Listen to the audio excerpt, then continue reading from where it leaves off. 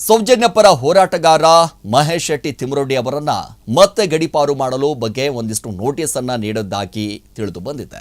ಲಭ್ಯವಾಗಿರುವಂತಹ ಮಾಹಿತಿಯಂತೆ ಮಹೇಶ್ ಶೆಟ್ಟಿ ಅವರಿಗೆ December 8ರಂದು Puttur AC ಮುಂದೆ ಹಾಜರಾಗಲು ಒಂದಿಷ್ಟು ನೋಟಿಸ್ ಅನ್ನ ಕೂಡ ಜಾರಿ ಮಾಡಿದ್ದಾರೆ. ಮಹೇಶ್ ಶೆಟ್ಟಿ ತಿಮರೋಡಿ ಅಂತಂದ್ರೆ ಸಾಕು ಸೌಜನ್ಯಪರ ಹೋರಾಟಗಾರರು ಅನ್ನುವಂಥದ್ದು ಸಾಕಷ್ಟು ಜನರಿಗೆ ಗೊತ್ತಿದೆ.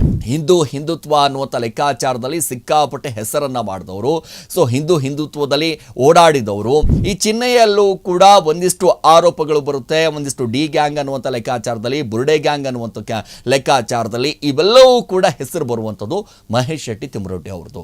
ಮಹೇಶ್ ಶೆಟ್ಟಿ ತಿಮರೋಟಿ ಅವರ ವಿರುದ್ಧ ಷಡ್ಯಂತ್ರವನ್ನ ಏನಾದರೂ ರೂಪಿಸುವಂತ ಕೆಲಸವನ್ನ ಮಾಡ್ತಾ ಇದ್ದಾರಾ? ಹಾಯ್, ಹಲೋ, ನಮಸ್ಕಾರ. ರೆಬಲ್ ಟಿವಿಯ ವಿಶೇಷ ಕಾರ್ಯಕ್ರಮಕ್ಕೆ ಸ್ವಾಗತ. ನಾನು ಸಿರಾಜ್ ಪಾಲಿಕಾರ್. ಸೌಜನ್ಯಪರ ಹೋರಾಟಗಾರ ಮಹೇಶ್ ಶೆಟ್ಟಿ ತಿಮರೋಡಿ ಅವರನ್ನ ಮತ್ತೆ ಗಡೀಪಾರು ಮಾಡಲು ಬಗ್ಗೆ ಒಂದಿಷ್ಟು ನೋಟಿಸ್ ಅನ್ನ ನೀಡಿದ್ದಾಗಿ ತಿಳಿದು ಬಂದಿದೆ.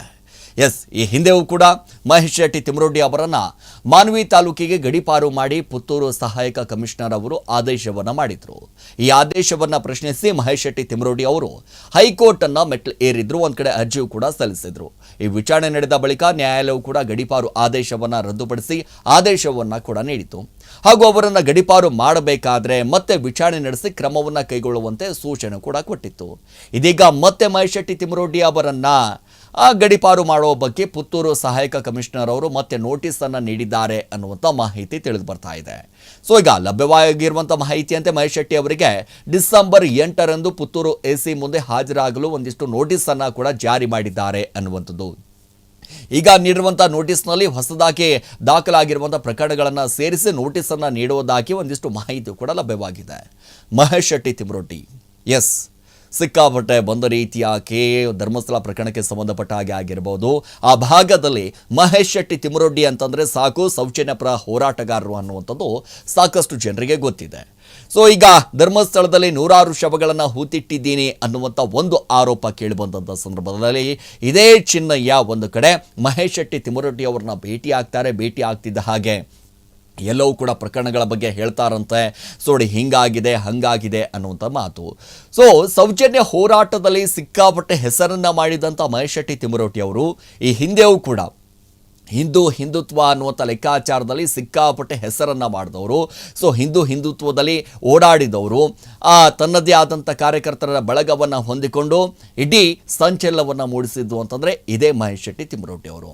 ಸೊ ಈಗ ಮಹೇಶ್ ಶೆಟ್ಟಿ ತಿಮರೋಡಿ ಅವರ ವಿಚಾರ ಅಂತ ಗಮನಿಸ್ತಾ ಹೋದಾಗ ಸೌಜನ್ಯ ಹೋರಾಟ ವಿಚಾರದಲ್ಲಿ ಮಾತ್ರ ಅಲ್ಲ, ಮೊನ್ನೆ ಈಗ ಬಂದಿರುವಂಥ ಒಂದಿಷ್ಟು ಆರೋಪಗಳು ಗಮನಿಸ್ತಾ ಹೋದಾಗ ಧರ್ಮಸ್ಥಳದಲ್ಲಿ 100 ಶವಗಳನ್ನು ಹೂತಿಟ್ಟಿದ್ದೀನಿ ಅಂತ ಏನು ಚಿನ್ನಯ್ಯ ಹೇಳಿದ್ನಲ್ಲ, ಈ ಚಿನ್ನಯ್ಯಲ್ಲೂ ಕೂಡ ಒಂದಿಷ್ಟು ಆರೋಪಗಳು ಬರುತ್ತೆ. ಒಂದಿಷ್ಟು ಡಿ ಗ್ಯಾಂಗ್ ಅನ್ನುವಂಥ ಲೆಕ್ಕಾಚಾರದಲ್ಲಿ, ಬುರ್ಡೆ ಗ್ಯಾಂಗ್ ಅನ್ನುವಂಥ ಲೆಕ್ಕಾಚಾರದಲ್ಲಿ ಇವೆಲ್ಲವೂ ಕೂಡ ಹೆಸರು ಬರುವಂಥದ್ದು ಮಹೇಶ್ ಶೆಟ್ಟಿ ತಿಮರೋಟಿ ಅವ್ರದ್ದು.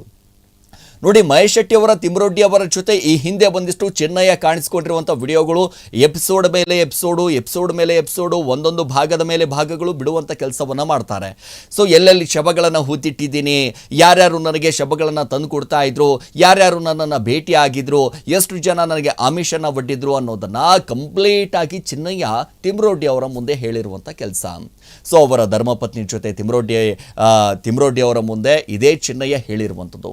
ಒಂದಿಷ್ಟು ವಿಡಿಯೋಗಳು ಲಭ್ಯ ಆದಂಥ ಸಂದರ್ಭದಲ್ಲಿ ಮೊದಲಿಗೆ ನಮ್ಗೆ ಅನಿಸ್ತಾ ಇತ್ತು, ಇಲ್ಲಪ್ಪ ಪಾಪ ಪ್ರಜ್ಞೆಯಿಂದಾಗಿ ಒಂದು ಕಡೆ ಚಿನ್ನಯ್ಯ ಬಂದು ಹೇಳ್ತಾ ಇದ್ದಾನೆ, 100 ಶವಗಳನ್ನು ಹೂತಿಟ್ಟಿರುವಂಥ ಜಾಗದಲ್ಲಿ ಚಿನ್ನಯ್ಯ ಒಂದಿಷ್ಟು ಸರಿಯಾದಂಥ ಮಾಹಿತಿ ಕೊಡ್ತಾನೆ ಅಂತ ಎಲ್ಲರೂ ಕೂಡ ಅಂದ್ಕೊಂಡಿದ್ರು.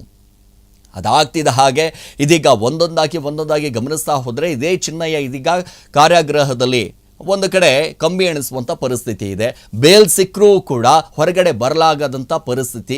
ಯಾಕೆ ಅಂತಂದರೆ ಸಾಕ್ಷಿದಾರರು ಒಂದು ಕಡೆ ಜಾಮೀನನ್ನು ಕೊಡೋಕ್ಕೆ ಆಗ್ತಾ ಇಲ್ಲ, ಶ್ಯೂರಿಟಿಯನ್ನು ಕಟ್ಟೋದಕ್ಕೆ ಆಗ್ತಾ ಇಲ್ಲ. ನೋಡಿ, ಒಂದು ಕಡೆ ಗಮನಿಸ್ತಾ ಹೋದರೆ ನವೆಂಬರ್ 26ನೇ ತಾರೀಕಿಗೆ ಅವರಿಗೆ ಜಾಮೀನು ಸಿಕ್ಕಿದೆ. ಜಾಮೀನು ಸಿಕ್ಕರೂ ಕೂಡ ಹೊರಗಡೆ ಬರೋದಕ್ಕೆ 1 ಲಕ್ಷ ಬ್ಯಾಂಡ್ ಕಟ್ಟೋದಕ್ಕೆ, ಶ್ಯೂರಿಟಿಯನ್ನು ಕಟ್ಟೋದಕ್ಕೆ ದುಡ್ಡಿಲ್ಲ. ಇದೇ ತಿಮರೋಡಿ ಅವರಾಗಿರ್ಬೋದು, ಗಿರೀಶ್ ಮಠಣ್ಣ ಅವರಾಗಿರ್ಬೋದು, ಹಾಗೆ ಟಿ ಜಯಂತ ಆಗಿರ್ಬೋದು, ಎಲ್ಲರೂ ಕೂಡ ಈ ಚಿನ್ನಯ್ಯ ಒಂದಿಷ್ಟು ಪಾಪ ಪ್ರಜ್ಞೆಯಿಂದ ಬಂದಿದ್ದಾನೆ, ಬುರುಡೆಗಳನ್ನು ತೆಗೆದುಕೊಂಡು ಬಂದಿದ್ದಾನೆ, ಒಳ್ಳೆ ಕೆಲಸವನ್ನು ಮಾಡ್ತಾ ಇದ್ದಾನೆ ಅಂತ ಮೊದಲಿಗೆ ಬಹಳಷ್ಟು ಹೇಳಿಕೊಂಡವರು, ಅವನ ಬೆನ್ನೆಲುಬಾಗಿ ನಿಲ್ಲುವಂಥ ಕೆಲಸವನ್ನು ಮಾಡಿದವರು ಇದೀಗ ಯಾರೂ ಕೂಡ ಅವನ ಹತ್ರ ಹೋಗ್ತಾ ಇಲ್ಲ. ಅವನು ಯಾರು ಅಂತಲೇ ಗೊತ್ತಿಲ್ಲ ಅನ್ನುವಂಥ ಲೆಕ್ಕಾಚಾರದಲ್ಲಿ ಮಾತಾಡ್ತಾ ಇದ್ದಾರೆ. ಸೊ ಎಲ್ಲವೂ ಕೂಡ ಒಂದು ಕಡೆ ಆದರೆ ತಿಮ್ರೋಡಿ ಅವರನ್ನ ಗಡೀಪಾರು ಮಾಡಬೇಕು ಅಂತ ಅಂದಾಗಲೂ ಕೂಡ ಸಹಜವಾಗಿ ಶಸ್ತ್ರಾಸ್ತ್ರ ಅಡಿಯಲ್ಲಿ ಒಂದಿಷ್ಟು ಕೇಸ್ ದಾಖಲಾಗುತ್ತೆ. ಸಾಕಷ್ಟು ಕೇಸ್ ದಾಖಲೆಗಳಾದಂಥ ಸಂದರ್ಭದಲ್ಲಿ ಇಲ್ಲ ಒಂದು ಕಡೆ ರಬಡಿ ಶೆಟ್ಟರ್ ಓಪನ್ ಮಾಡಬೇಕು, ಹಾಗೆ ಮಾಡಬೇಕು, ಹೀಗೆ ಮಾಡಬೇಕು, ಗಡೀಪಾರು ಯಾಕೆ ಮಾಡಬೇಕು ಅಂತಂದಾಗ ಆ ಕ್ಷೇತ್ರದಲ್ಲಿ ಆ ಭಾಗದಲ್ಲಿ ಸಿಕ್ಕಾಪಟ್ಟೆ ಸಂಚಲನವನ್ನು ಮೂಡಿಸಿರುವಂಥದ್ದು. ಕಾನೂನು ಬಾಹಿರ ಚಟುವಟಿಕೆಯಲ್ಲಿ ಭಾಗಿಯಾದಂಥ ಸಂದರ್ಭದಲ್ಲಿ ಒಂದು ಕಡೆ ಗಮನಿಸ್ತಾ ಹೋದಾಗ ಇವೆಲ್ಲವೂ ಕೂಡ ಆರೋಪಗಳು ಕೇಳಿ ಬಂದಾಗ ಮಾತ್ರ ಗಡೀಪಾರನ್ನ ಮಾಡ್ತಾರೆ.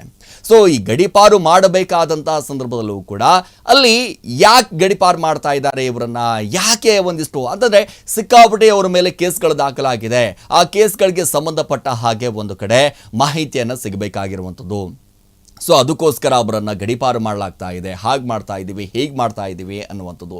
ಈ ಹಿಂದೆಯೂ ಕೂಡ ಮಾನವಿಗೆ ಒಂದಿಷ್ಟು ಗಡೀಪಾರು ಮಾಡಬೇಕಾದಂಥ ಸಂದರ್ಭದಲ್ಲೂ ಕೂಡ ಒಂದು ಕಡೆ ಗಮನಿಸ್ತಾ ಹೋದರೆ ಅಲ್ಲಿಯೂ ಜನರು ಕೂಡ ಹೇಳ್ತಾ ಇದ್ರು, ಯಾವುದೇ ಕಾರಣಕ್ಕೂ ಗಡೀಪಾರನ್ನ ನಮ್ಮ ಭಾಗಕ್ಕೆ ಕಳ್ಸಕ್ಕೆ ಹೋಗಬೇಡಿ, ಮಹೇಶ್ ಶೆಟ್ಟಿ ತಿಮ್ರೋಡಿ ಅವ್ರನ್ನ ಯಾವುದೇ ಕಾರಣಕ್ಕೂ ಇಲ್ಲಿ ಕಳ್ಸಕ್ಕೆ ಹೋಗಬೇಡಿ ಅಂತ ಹೇಳ್ತಾ ಇದ್ರು.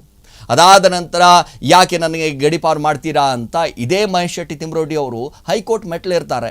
ಸೊ ಈ ಪ್ರಶ್ನೆ ಮಾಡಿ ಒಂದಿಷ್ಟು ಹೈಕೋರ್ಟ್ ಮೆಟ್ಲೇರಿದಂಥ ಸಂದರ್ಭದಲ್ಲಿ ನ್ಯಾಯಾಧೀಶರು ಕೂಡ ಒಂದಿಷ್ಟು ರಿಲೀಫನ್ನು ಸಿಗುತ್ತೆ ಅವರಿಗೆ. ನೋಡಿ, ಯಾವಾಗ ಅವರ ಆದೇಶವನ್ನು ಒಂದು ಕಡೆ ರದ್ದುಪಡಿಸಿದ್ದ ಹಾಗೆ ಇದೇ ತಿಮ್ರೋಡಿ ಅವರಿಗೆ ಒಂದು ರೀತಿಯಾಗಿ ರಿಲೀಫ್ ಸಿಗುತ್ತೆ. ಹೌದಪ್ಪ, ಒಂದಿಷ್ಟು ಮಟ್ಟರಿಗೆ ರಿಲೀಫ್ ಸಿಗುತ್ತೆ. ಯಾಕೆ ಅಂತಂದರೆ ವಿಚಾರಣೆಗೆ ಕರೆಸಿ ಮತ್ತೊಮ್ಮೆ ನೋಟಿಸನ್ನು ಕೊಡಬೇಕು. ಅದಾದ ನಂತರ ಅವರನ್ನು ಯಾಕೆ ಗಡೀಪಾರು ಮಾಡ್ತಿದ್ದೀರಾ ಅನ್ನೋದನ್ನು ಸಂಪೂರ್ಣವಾಗಿ ಸ್ಪಷ್ಟವಾಗಿ ಹೇಳಬೇಕು ಅನ್ನುವಂಥದ್ದು. ಸೊ ಈ ಹಿಂದೆಯೂ ಕೂಡ ಒಂದು ಕಡೆ ನೋಟಿಸ್ ಕೊಟ್ಟಂಥ ಸಂದರ್ಭದಲ್ಲಿ ಇದೇ ತಿಮ್ರೋಡಿ ಅವರು ಒಂದಿಷ್ಟು ಆರೋಪವನ್ನು ಮಾಡ್ತಾ ಇದ್ರು. ಪದೇ 100 ಬಾರಿ 10 ಬಾರಿ, ಒಂದು ಕಡೆ 18 ಬಾರಿ 28 ಬಾರಿ ನೋಟಿಸನ್ನು ಕೊಡುವಂಥ ಕೆಲಸವನ್ನು ಮಾಡ್ತಾ ಇದ್ದಾರೆ. ಇದೇ SIT ಅಧಿಕಾರಿಗಳ ವಿಚಾರಣೆಗೂ ಕೂಡ ಕರೆಸಿದಂಥ ಸಂದರ್ಭದಲ್ಲೂ ಕೂಡ ನೋಟಿಸ್ ಮೇಲೆ ನೋಟಿಸ್ ಕೊಡುವಂಥ ಕೆಲಸ ಮಾಡ್ತಾ ಇದ್ದಾರೆ, ನೋಟಿಸ್ ಮೇಲೆ ನೋಟಿಸ್ ಕೊಡುವಂಥ ಕೆಲಸ ಮಾಡ್ತಾ ಇದ್ದಾರೆ, ನಮ್ಮನ್ನು ಕುಗ್ಗಿಸುವಂಥ ಕೆಲಸ ಮಾಡ್ತಾ ಇದ್ದಾರೆ, ನಮ್ಮ ಹೋರಾಟವನ್ನು ಹತ್ತಿಕ್ಕುವಂಥ ಕೆಲಸವನ್ನು ಮಾಡ್ತಾ ಇದ್ದಾರೆ ಅನ್ನುವಂಥದ್ದು. ಸೊ ಇವೆಲ್ಲವೂ ಕೂಡ ನೋಡ್ತಾ ಹೋದಾಗ ಸೌಜನ್ಯ ಪ್ರಕರಣದಲ್ಲಿ ಸಿಕ್ಕಾಪಟ್ಟೆ 2012 ಸಂದರ್ಭದಲ್ಲಿ ಮಹೇಶ್ ಶೆಟ್ಟಿ ತಿಮ್ರೋಡಿ ಅವರು ಒಂದು ನ್ಯಾಯದ ಪರವಾಗಿ ಹೋರಾಟವನ್ನು ಮಾಡ್ತಾ ಇದ್ದಂಥ ಸಂದರ್ಭದಲ್ಲಿ ಅವರ ಹೋರಾಟದ ಹಾದಿ ನೋಡ್ತಾ ಹೋದಾಗ ನಿಜವಾಗ್ಲೂ ಕೂಡ ಒಂದು ರೀತಿಯಾಗಿ ಹೆಮ್ಮೆ ಅನ್ನಿಸ್ತಾ ಇತ್ತು ನಮಗೆಲ್ಲರಿಗೂ ಕೂಡ. ಏನಪ್ಪ, ಸೌಜನ್ಯ ಒಂದು ಹೆಣ್ಣಿಗಾಗಿ, ಒಂದು ನ್ಯಾಯಕ್ಕಾಗಿ ಪ್ರತಿ ದಿನ ಪ್ರತಿ ಕ್ಷಣವೂ ಕೂಡ ಹೋರಾಟವನ್ನು ಮಾಡ್ತಾ ಇದ್ದಾರಲ್ಲ, ಅವರ ಹೋರಾಟಕ್ಕೆ ಮೆಚ್ಚಲೇಬೇಕಾಗಿರುವಂಥದ್ದು. ಇದೇ ಮಹೇಶ್ ಶೆಟ್ಟಿ ತಿಮ್ರೋಡಿ ಅವರಾಗಿರ್ಬೋದು, ಗಿರೀಶ್ ಮಟ್ಟಣ್ಣ ಅವರಾಗಿರ್ಬೋದು, ಈ ಹೋರಾಟದ ಹಾದಿಯಲ್ಲಿದ್ದಾಗ ನಿಜವಾಗ್ಲೂ ಕೂಡ ನಮಗೆಲ್ಲರಿಗೂ ಕೂಡ ಹಿಂಗನಿಸ್ತಾ ಇತ್ತು ಅಂತಂದ್ರೆ ಬಹಳ ಹೆಮ್ಮೆ ಅನಿಸ್ತಾ ಇತ್ತು. ಆ ಹೆಮ್ಮೆ ಅನಿಸಿದಂತಹ ಸಂದರ್ಭದಲ್ಲಿ ಯಾವಾಗ ಧರ್ಮಸ್ಥಳ ಪ್ರಕರಣಕ್ಕೆ ಸಂಬಂಧಪಟ್ಟ ಹಾಗೆ ಒಂದಿಷ್ಟು ಈ ಷಡ್ಯಂತ್ರವನ್ನು ರೂಪಿಸಿದ್ದಾರೆ ಅಂತಂದಾಗ ಒಂದಿಷ್ಟು ಆರೋಪಗಳು ಕೇಳಿ ಬರುತ್ತೆ. ಷಡ್ಯಂತ್ರ ಮಾಡಿದ್ದಾರೆ, ಹಂಗ ಮಾಡಿದ್ದಾರೆ, ಹಿಂಗ ಮಾಡಿದ್ದಾರೆ, ಧರ್ಮಸ್ಥಳದ ಹೆಸರನ್ನು ಹಾಳು ಮಾಡೋದಕ್ಕೆ ಇವರು ಮುಂದಾಗಿದ್ದಾರೆ ಅನ್ನುವಂಥದ್ದು ಆರೋಪಗಳು ಕೇಳಿ ಬರುತ್ತೆ. ಅದರ ಜೊತೆಗೆ ಅಲ್ಲಿರುವಂಥ ಧರ್ಮಾಧಿಕಾರಿಗಳ ವಿಚಾರಕ್ಕೆ ಸಂಬಂಧಪಟ್ಟ ಹಾಗೆ ಆಗಿರ್ಬೋದು, ಹಂಗಾಗಿರ್ಬೋದು, ಹಿಂಗಾಗಿರ್ಬೋದು, ಒಂದಿಷ್ಟು ಆರೋಪಗಳು ಕೇಳಿ ಬರುತ್ತೆ. ಈ ಆರೋಪಗಳೆಲ್ಲವೂ ಕೂಡ ಇದೀಗ ಒಂದು ರೀತಿಯಾಗಿ ನನಗನ್ನಿಸ್ತಾ ಇರುವಂಥದ್ದು, ಇಷ್ಟೆಲ್ಲವೂ ಕೂಡ ಇವರು ಹಿಂಗೆ ಮಾಡಿದ್ದಾರೆ, ಹಂಗೆ ಮಾಡಿದ್ದಾರೆ ಅಂತ ಹೇಳ್ತಾರೆ ಅಂತಂದಾಗ ಇಷ್ಟೊತ್ತಿಗೆ ಜೈಲಲ್ಲಿ ಇರಬೇಕಾಗಿತ್ತು, ಕಂಬಿ ಎಣಿಸ್ಬೇಕಾಗಿತ್ತು. ಗಿರೀಶ್ ಮಟ್ಟಣ್ಣವರಾಗಿರ್ಬೋದು, ತಿಮ್ರೋಡಿ ಅವರಾಗಿರ್ಬೋದು, ಟಿ ಜಯಂತ್ ಅವರಾಗಿರ್ಬೋದು ಆರಾಮಾಗಿ ಓಡಾಡ್ತಾ ಇದ್ದಾರೆ. ಹಾಗಾದರೆ ಅವರು ತಪ್ಪು ಮಾಡಿದಾರೋ ಅಥವಾ ಬಿಟ್ಟಿದ್ದಾರೋ, ಅಥವಾ SIT ಅಧಿಕಾರಿಗಳು ಒಂದು ಕಡೆ ಚಾರ್ಜ್ ಶೀಟ್ನಲ್ಲಿ ಏನು ಉಲ್ಲೇಖವನ್ನು ಮಾಡಿದ್ದಾರೋ, ಅಥವಾ ಏನು ಚಾರ್ಜ್ ಶೀಟ್ ಅನ್ನೋದಕ್ಕಿಂತ ಹೆಚ್ಚಾಗಿ ಏನಾದರೂ ರಿಪೋರ್ಟ್ ಕೊಟ್ಟಿದ್ದಾರೋ ಗೊತ್ತಿಲ್ಲ. ಬಟ್ ಈ ವಿಚಾರಗಳು ಅಂತ ಬಂದಾಗ ಮತ್ತೊಮ್ಮೆ ಇದೀಗೆಲ್ಲವೂ ಕೂಡ ಗಮನಿಸ್ತಾ ಹೋದ್ರೆ ಮಹೇಶ್ ಶೆಟ್ಟಿ ತಿಮ್ರೋಡಿ ಅವರ ವಿರುದ್ಧ ಷಡ್ಯಂತ್ರವನ್ನು ಏನಾದರೂ ರೂಪಿಸುವಂತ ಕೆಲಸವನ್ನ ಮಾಡ್ತಾ ಇದ್ದಾರಾ? ಗಿರೀಶ್ ಮಟ್ಟಣ್ಣ ಅವರ ವಿರುದ್ಧ ಏನಾದರೂ ಷಡ್ಯಂತ್ರವನ್ನು ರೂಪಿಸುವಂತ ಕೆಲಸ ಮಾಡ್ತಾ ಇದ್ದಾರಾ? ಇದೇ ಟಿ ಜಯಂತ್ ವಿರುದ್ಧ ಏನಾದರೂ ಷಡ್ಯಂತ್ರವನ್ನು ರೂಪಿಸುವಂತ ಕೆಲಸವನ್ನ ಮಾಡ್ತಾ ಇದ್ದಾರಾ? ಇವರ ಹೋರಾಟವನ್ನು ಹತ್ತಿಕ್ಕುವಂತ ಕೆಲಸವನ್ನ ಮಾಡ್ತಾ ಇದ್ದಾರಾ ಅನ್ನುವಂಥದ್ದು ಅನುಮಾನ ಮೂಡ್ತಾ ಇದೆ. ನೋಡಿ, ಇದೆಲ್ಲವೂ ಕೂಡ ಆದ ನಂತರ ಇದೀಗ ಗಮನಿಸ್ತಾ ಹೋದರೆ ಸೌಜನ್ಯ ಹೋರಾಟದಲ್ಲಿ ಒಂದು ಕಡೆ ಮುಂಚೂಣಿಯಲ್ಲಿ ಪಡೆದಿದ್ರು, ಅದೆಲ್ಲವೂ ಕೂಡ ಆಯಿತು. ಈ ಹಿಂದೆಯೂ ಕೂಡ ಮಹೇಶ್ ಶೆಟ್ಟಿ ತಿಮ್ರೋಡಿ ಅವರನ್ನ ಮಾನ್ವಿ ತಾಲೂಕಿಗೆ ಗಡೀಪಾರು ಮಾಡಬೇಕು ಅಂತ ಪುತ್ತೂರು ಸಹಾಯಕ ಕಮಿಷನರ್ ಅವರು ಕೂಡ ಆದೇಶವನ್ನು ಮಾಡ್ತಾರೆ. ಈ ಆದೇಶವನ್ನು ಯಾವಾಗ ಮಹೇಶ್ ಶೆಟ್ಟಿ ಅವರು ಹೈಕೋರ್ಟ್ಗೆ ತೆಗೆದುಕೊಂಡು ಹೋಗ್ತಾರೆ, ಹೈಕೋರ್ಟ್ಗೆ ತೆಗೆದುಕೊಂಡು ಹೋಗ್ತಾ ಇದ್ದಾಗೆ ವಿಚಾರಣೆ ಮಾಡಬೇಕು. ವಿಚಾರಣೆ ಆದ ನಂತರ ಗಡೀಪಾರನ್ನು ರದ್ದು ಮಾಡ್ತಾರೆ, ಆದೇಶವನ್ನು ರದ್ದುಪಡಿಸ್ತಾರೆ. ಅದೆಲ್ಲವೂ ಕೂಡ ಆಯಿತು. ಈಗ ಮತ್ತೊಮ್ಮೆ ಮಹೇಶ್ ಶೆಟ್ಟಿ ತಿಮ್ರೋಡಿ ಅವರನ್ನ ಗಡೀಪಾರು ಮಾಡಬೇಕು ಅಂತ ಸಹಾಯಕ ಕಮಿಷನರ್ ಅವರು ಮತ್ತೆ ನೋಟಿಸ್ ಅನ್ನು ನೀಡಿದ್ದಾರೆ ಅನ್ನುವಂಥದ್ದು. ಈಗ ಲಭ್ಯವಾಗಿರುವಂಥ ಮಾಹಿತಿ ಪ್ರಕಾರ ನಾವು ನೋಡ್ತಾ ಹೋದ್ರೆ ಡಿಸೆಂಬರ್ 8ರಂದು ಪುತ್ತೂರು AC ಮುಂದೆ ಹಾಜರಾಗಲು ಒಂದು ಕಡೆ ನೋಟಿಸ್ ಅನ್ನು ಜಾರಿ ಮಾಡಿದಾರಂತೆ. ಸೊ ಈಗ ಈ ನೀಡಿರುವಂಥ ನೋಟಿಸ್ನಲ್ಲಿ ಹೊಸದಾಗಿ ದಾಖಲಾಗಿರುವಂಥ ಪ್ರಕರಣಗಳನ್ನು ಸೇರಿಸಿಕೊಂಡು ಒಂದಿಷ್ಟು ಮಾಹಿತಿಯನ್ನು ನಾವು ಲಭ್ಯವಾಗಿದೆ ಅನ್ನುವಂಥದ್ರ ಬಗ್ಗೆ ಕೂಡ ದಾಖಲಾಗಿರುವ ಪ್ರಕರಣಗಳನ್ನು ಸೇರಿಸಿ ನೋಟಿಸನ್ನು ನೀಡಲಾಗುವುದು ಅನ್ನುವಂಥದ್ದು ಕೂಡ ಈಗ ಗೊತ್ತಾಗಿದೆ. ನೋಡೋಣ ಈಗಲಾದರೂ ಕೂಡ ಗಡೀಪಾರು ಮಾಡ್ತಾರೋ ಅಥವಾ ಇಲ್ವೋ, ಅಥವಾ ಮತ್ತೊಮ್ಮೆ ಏನಾದರೂ ಇದೇ ವಿಚಾರಣೆ ನಡೆಯುತ್ತಾ, ಅಥವಾ ವಿಚಾರಣೆ ಮಾಡಿ ಒಂದು ಕಡೆ ನೋಟಿಸನ್ನು ಕೊಡಬೇಕಾಗಿರುವಂಥದ್ದು. ನೋಟಿಸ್ ನೀಡಿ ಯಾಕೆ ಗಡೀಪಾರು ಮಾಡ್ತಾ ಇದ್ದೀರಾ ಅನ್ನೋದ್ರ ಬಗ್ಗೆಯೂ ಕೂಡ ಸಂಪೂರ್ಣವಾದಂಥ ಮಾಹಿತಿ ಕೊಡಬೇಕಾಗಿದೆ. ಎಸ್, ಇದಾಗಿತ್ತು ಇವತ್ತಿನ ವಿಶೇಷ. ನಿರಂತರ ಸುದ್ದಿಗಾಗಿ ನೋಡ್ತಾ ಇರಿ ರೆಬೆಲ್ ಟಿವಿ.